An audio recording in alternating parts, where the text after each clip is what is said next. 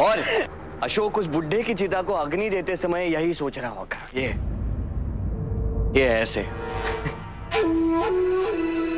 नहीं आचार्य,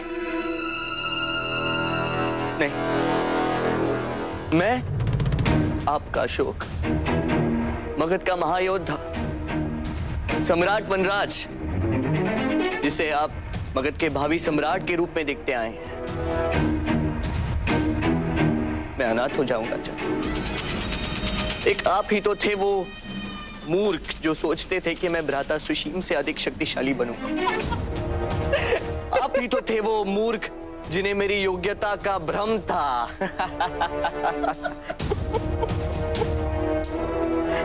और हमारे आचार्य चाणक्य के कहते हैं, सम्राट, ये जो बालक है अशोक, उसकी योग्यता पे मुझे कोई संदेह नहीं है सम्राट। वो जन जन प्रियदर्शी है, देवो सा प्रिय, पता नहीं क्या क्या कहते थे हमारे आचार्य चाणक्य। वो जानते नहीं थे ये भ्रम है, ये भ्रम था आचार्य चाणक्य, समझ जाइए। अब अशोक मेरे आचार्य चाणक्य मर गया, बुड्ढे मर गया तू, बीच मजदर में मुझे छोड़ के मर गया तू। अब चलते रहना।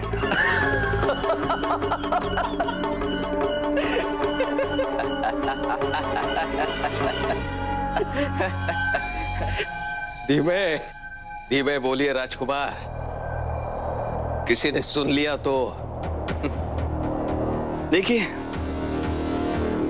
महामात्य इतना बड़ा कार्य करने के पश्चात ऐसी कायरता आपको शोभा नहीं देती, और यदि कहीं सुन भी लेगा तो क्या कर लेगा? उसका भी वही करेंगे जो चाणक्य क्या किया, समझे आप?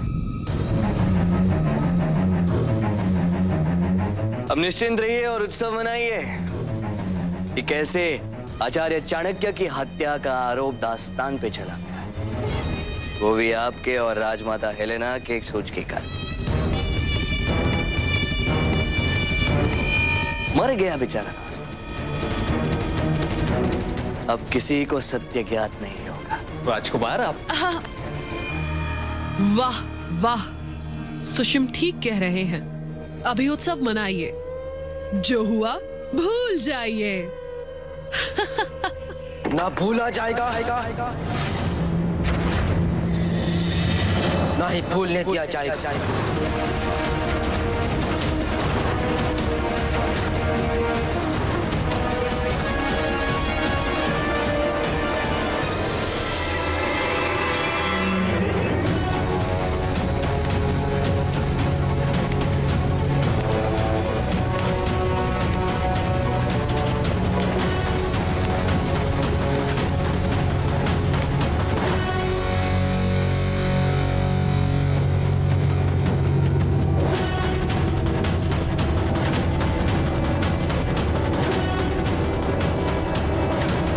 अद्भुत। जिनकी मृत्यु से समस्त मगध शोकग्रस्त है, जिन्होंने अपना जीवन इस परिवार के उद्धार के लिए समर्पित कर दिया, जिनके कारण इस मौर्य वंश की स्थापना संभव हुई, उन आचार्य चाणक्य की चिता की अग्नि अभी बुझी भी नहीं, और आप लोग उत्सव मना रहे हैं।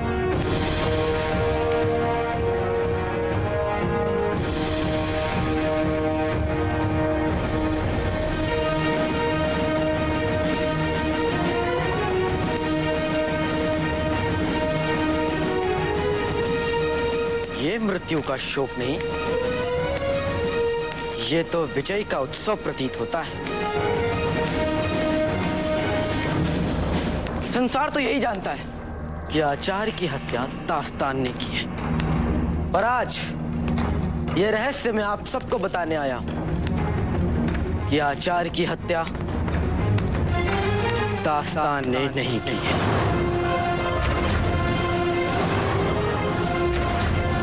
और जिसने भी की है वो यही इसी राजपाट भवन।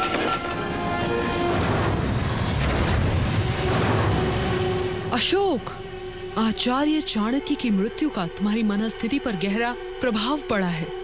तुम विक्षिप्त हो।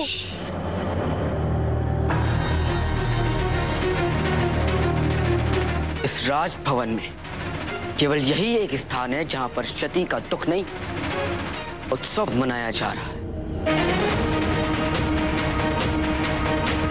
और अब मुझे कोई संदेह नहीं कि मेरे आचार्य का हत्यारा यहीं उपस्थित है।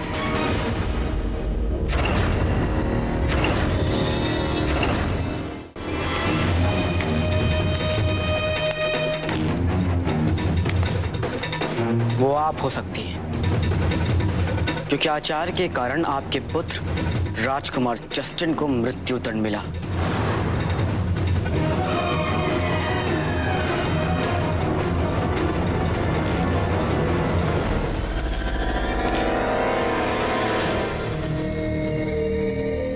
या आप भ्राता सुशील, क्योंकि इसमें कोई रहस्य नहीं कि आचार्य चाणक्य मुझे उत्तराधिकारी बनाना चाहते थे।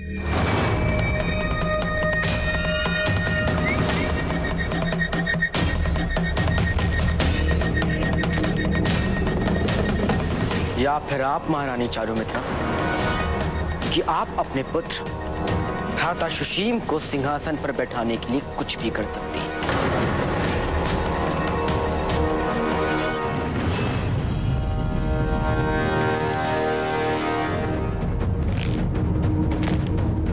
या फिर आप महामाती खलनायक, क्योंकि इसमें कोई संदेह नहीं है कि आचार्य चाणक्य के जीवित रहते आपका उनसे बड़ा बन पाना संभव होता। अशोक, तुम्हारे आक्षेप निराधार है, कोई प्रमाण नहीं है तुम्हारे पास, और यदि है तो प्रस्तुत करो। क्या है कि न्याय की अपनी एक प्रक्रिया होती है, कुछ अपने नियम होते हैं, ऐसे ही तुम कुछ भी बोलते जाओगे और हम सुनते जाएंगे, ऐसा नहीं होता। प्रमाण उन अपराधों के लिए अनिवार्य हैं जिनका न्याय सभा में होता है, पर यह जो पाप हुआ है उस सभा का विषय नहीं, व्यक्तिगत है। किसी ने मेरे गुरु की हत्या की है। और जहां तक रही बात नियम की, तो नगर के नियम कभी भी आचार्य चाणक्य की मृत्यु का उचित दंड नहीं दिला सकेंगे। मैं वनों में पला बड़ा हूं, और वन का एक ही नियम है कि वहां कोई नियम नहीं है, और यही बनेगा आधार मेरे प्रतिशोध का।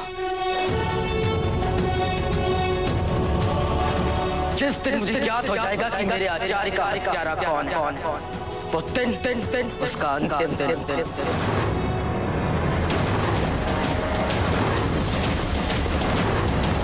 और वो दिन दूर नहीं, इसलिए आप सब भी समझ लीजिए कि आज अभी इसी क्षण से आचार्य चाणक्य के हत्यारों उल्टी गिनती आरंभ होती है।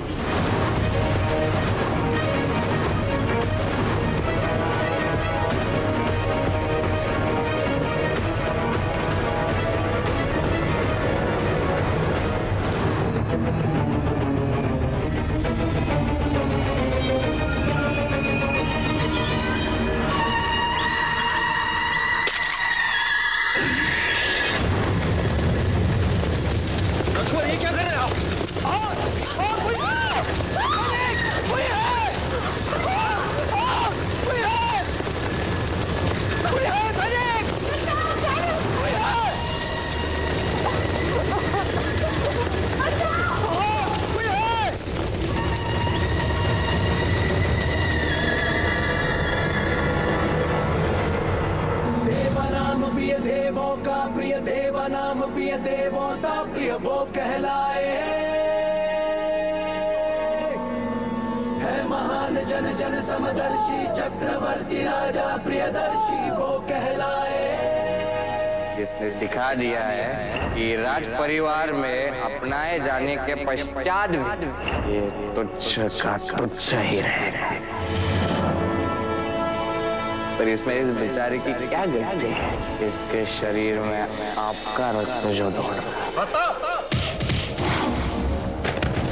है। प्रहार कभी भी व्यर्थ नहीं जाना चाहिए। इससे अपनी दुर्बलता प्रत्यक्ष होती है और जो दुर्बल हो उसका भय नहीं होता है।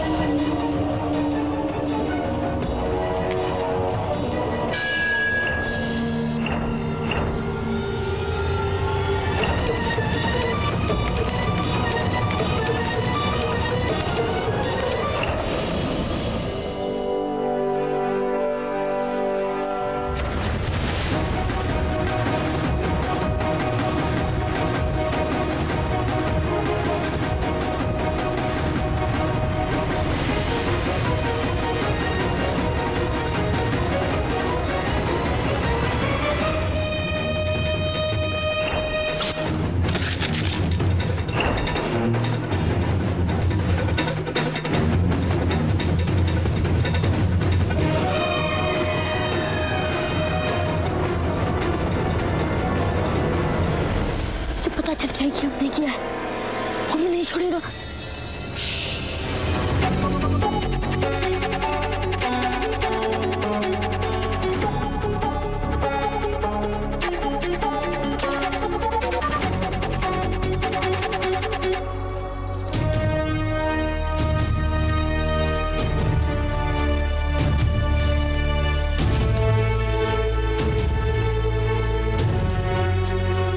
चाणक्य ही उसकी शक्ति था।